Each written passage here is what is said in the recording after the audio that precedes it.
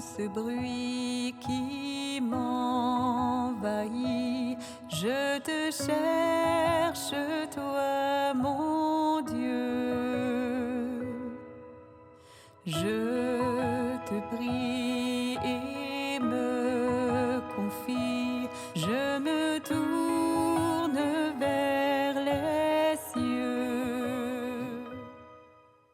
Avant de débuter la célébration, est-ce qu'il y en a qui viennent ici pour la première fois? Levez donc la main. On a une personne. Ben, Manon, j'ai déjà ton nom. Je te salue grandement au nom de toute la communauté. On peut l'applaudir, cette belle Manon-là.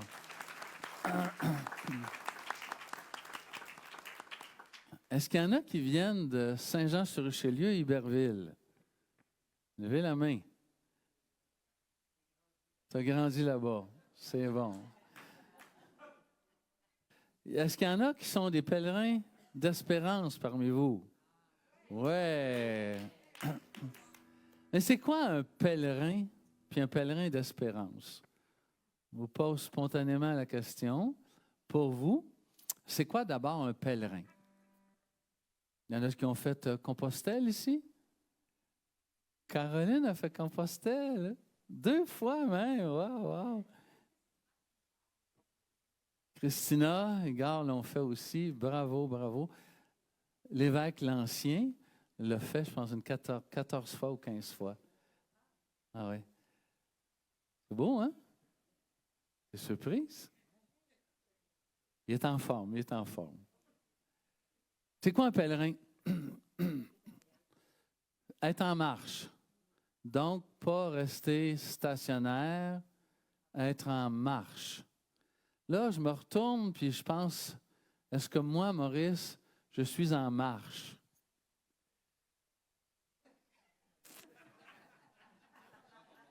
Et je trouve qu'il y a des marches plus difficiles à monter.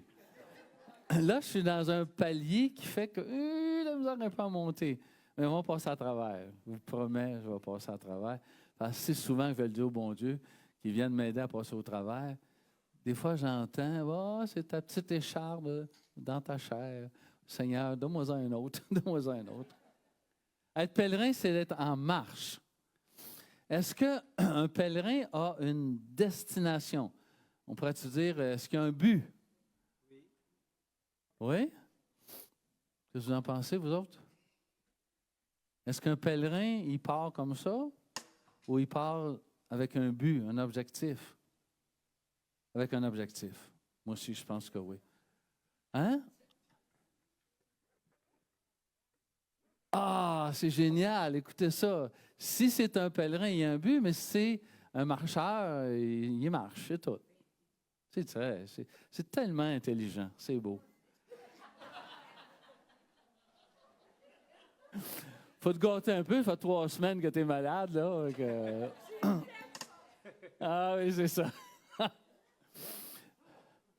Un pèlerin, c'est quelqu'un en marche avec un objectif. Mais pour atteindre un objectif, qu'est-ce que ça prend? De l'espérance. On va y arriver, mais pas tout de suite. Oui, il y a un objectif, un but, mais pour atteindre l'objectif et le but, qu'est-ce que vous pensez que ça prend? La prière, la persévérance, la foi. On va y aller plus simple que ça.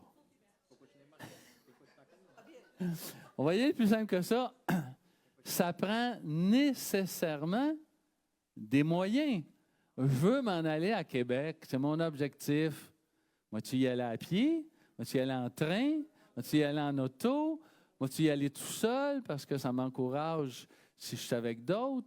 Ou j'aime mieux la tranquillité d'être tout seul? Ça prend des moyens. Allez-vous retenir ça?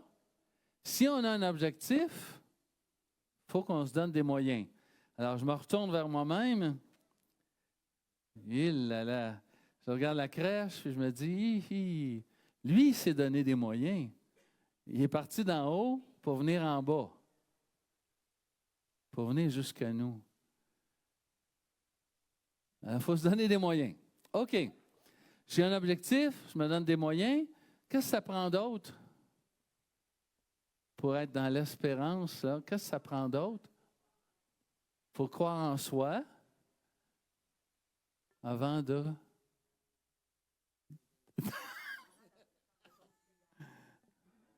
faut commencer par soi, OK. Mais c'était pas la réponse que je voulais, mais c'est pas pire pareil. C'est bon, c'est bon. Hein? Ah, t'as fini de chercher, là. Hein? Tu vas avoir la réponse tout de suite, là.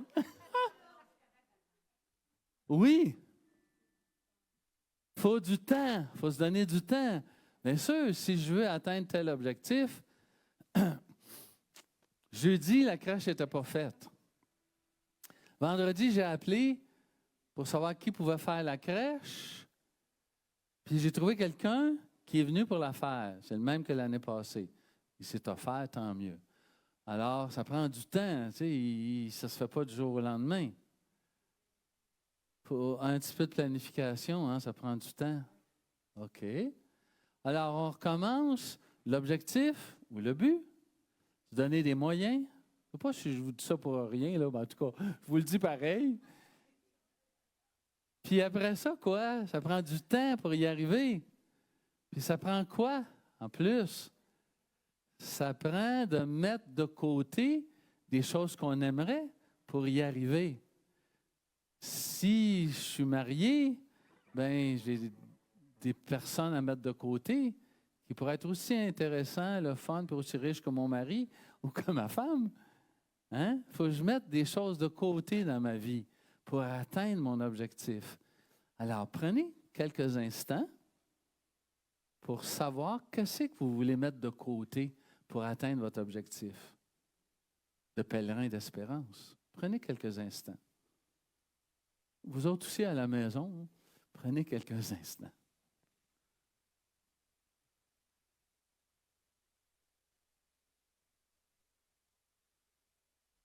Bon, hein, ça vient assez vite, hein? On le trouve assez facilement. Puis la deuxième chose qu'on va demander, Seigneur, aide-nous à mettre de côté ces choses-là. Aide-nous. Aide-nous. D'ailleurs, vous pourrez venir vous confesser dimanche le 15 à 14 heures. Dimanche le 15 décembre, 14 heures, il y aura le sacrement du pardon avec l'absolution collective. Alors, il faut donc mettre des choses de côté pour atteindre notre objectif. Et la dernière chose que ça nous prend, c'est d'être en ouverture sur Dieu, sur les autres et sur soi-même. Il faut avoir de l'ouverture d'esprit. Donc, ma relation avec Dieu, l'écouter pour savoir où c'est qu'il m'envoie. L'ouverture sur mes frères et sœurs, parce que j'écoute aussi leurs besoins. Puis, l'ouverture sur moi-même, pour que je sois capable d'arriver à aider mes frères et sœurs. Pas juste centré sur soi. Un jour, j'ai fait une belle découverte, la différence entre l'amour de soi puis l'égoïsme. Il y a une différence. J'aime mieux parler d'amour de soi que d'égoïsme. OK. Et le projet du pèlerin d'espérance que nous sommes, c'est quoi? C'est quoi au bout du chemin? Qu'est-ce qui nous attend au bout du chemin? C'est le bonheur. Ça ne peut pas être autre chose, c'est le bonheur. Et c'est là qu'on fait la distinction entre l'espoir et l'espérance. Vous voyez peut-être un peu la différence? L'espoir, on compte sur soi et peut-être les autres, alors que l'espérance, on compte vraiment sur le Seigneur. Tu vas être au bout de la route. C'est toi que je vais rejoindre au bout de la route. C'est toi qui vas me donner ce bonheur-là que personne d'autre peut me donner. L'espérance, c'est un grand coup d'amour que Dieu nous donne pour pouvoir aller jusqu'au bout du chemin. Puis quand on sera rendu au bout du chemin, bien, on vivra plus pleinement ce caractère-là de notre ADN de baptisé. On est des femmes, des hommes d'espérance. Dernière question. Pas obligé d'y répondre, mais si vous avez une réponse, tant mieux, ça va nous aider tout le monde. Comment chez vous se manifeste pas votre espoir, pas savoir si vous êtes dans les optimistes, là. Juste savoir comment se manifeste pour vous l'espérance. Comment ça se manifeste? Pas facile là, comme réponse. Parce qu'on n'est pas habitué de réfléchir avec le mot espérance. Hein? J'ose pas regarder personne parce que bon. Moi, je regarde Arturo. Arturo, homme de foi, homme de délicatesse. Selon toi, c'est quoi qui... Comment ça se manifeste l'espérance chez toi? Grosse question, hein? Ouais. Hein, c'est pas, moi aussi, si je la pose, parce que je ne sais pas trop comment ça se manifeste chez moi. Hein? Dans le cheminement. Un petit peu, on gruge toujours vers ce bonheur-là qui nous attend. Ouais. Non, c'est ça. Avec le temps, ça se manifeste avec, est-ce que je serais bon de dire, André, bien, Jacques va pouvoir le dire, tu es une femme patiente.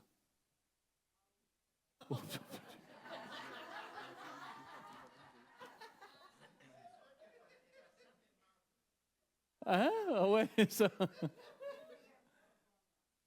Ah, tu as choisi le bon. Excellent. Tu as frappé le jackpot. Et là, hein? Jacques, reste quand même assis sur ta chaise, là. Ici.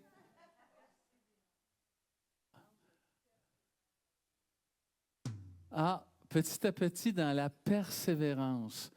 Persévérer. Même s'il y a un mur devant nous, on sait qu'on va le contourner un jour ou l'autre. Même si on a une mauvaise nouvelle, ce n'est pas le dernier mot, là. Il y a quelque chose d'autre qui va venir. La persévérance. Oui.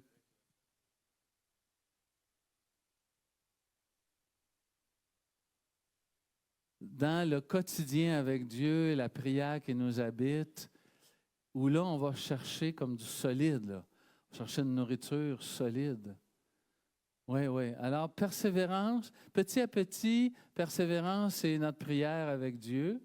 C'est des manières d'exprimer qu'on est des hommes, des femmes d'espérance. Inspiré par Carlos Acutis.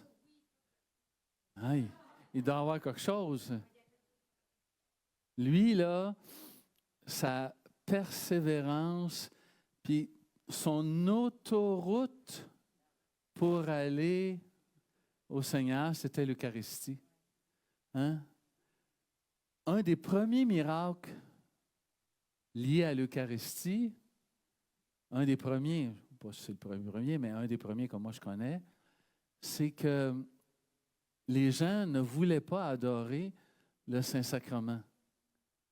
Et il y a un âne qui s'est mis à quatre pattes, à genoux, pour adorer le Saint-Sacrement. Le mot t'a dit de bonne leçon, hein?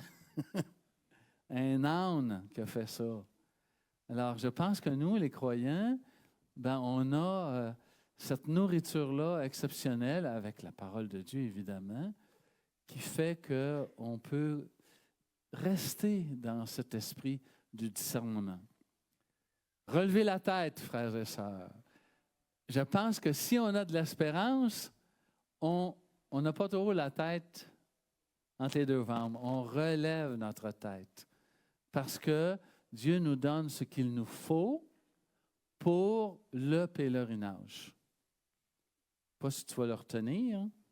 Dieu ne choisit pas les personnes capables, mais il rend capables ceux qu'il choisit. Donc, il est toujours avec nous. Ça, pour moi, c'est une phrase clé de mon espérance dans notre monde d'aujourd'hui. Bon, alors, tous les homélies que j'avais préparés sur mon téléphone, c'est ça, on passe à côté. Mais pour votre connaissance, c'est important de le savoir, on a des textes apocalyptiques, et les textes apocalyptiques qu'on a lus se situe entre le 2e siècle avant Jésus-Christ et le 1er siècle après Jésus-Christ. 3 siècles, que j'ai dit? 3 siècles, ouais, j'ai dit bon mot. 3 siècles d'écriture apocalyptique. Et que veut dire le mot apocalypse? Enlever le voile. Parce qu'il y avait des persécutions, parce que les chrétiens disaient, Dieu, c'est le grand absent. Où est-ce que t'es? De où est-ce que t'es? De où est-ce que t'es? À la Shoah, 6 millions de personnes décédées, les gens pouvaient bien se demander, t'es où, Seigneur? Ben voyons donc, t'es où? L'Apocalypse, ces textes-là, ce n'est pas pour nous faire peur à la fin des temps. C'est juste pour nous redire, le dernier mot, c'est moi qui vais l'avoir. Ce n'est pas vos divinités qui sont le soleil, la lune, les étoiles. Ça va tout se fracasser, mais c'est moi qui vais avoir le dernier mot pour venir à la rencontre de tous mes disciples, quels qu'ils soient. J'aurai le dernier mot. C'est-tu de l'espérance, ça? Ou c'est pas de l'espérance? Il y aura le dernier mot. Serge, crois-tu à cela?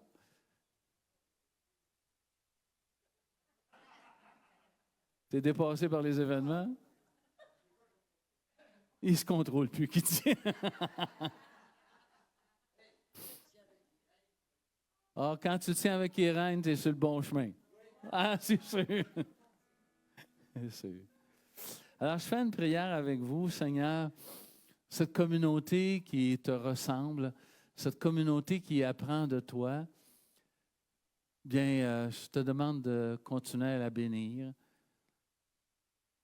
Je te rends grâce pour tout ce que tu fais pour notre communauté, pour chaque personne individuellement et pour la part de chacune pour la communauté, afin qu'elle soit vivante, qu'elle soit accueillante, qu'elle soit une communauté qui relève la tête et qui est heureuse. Je t'en rends grâce, Seigneur. Je te remercie. Amen, frères et sœurs. Amen. Chaque jour,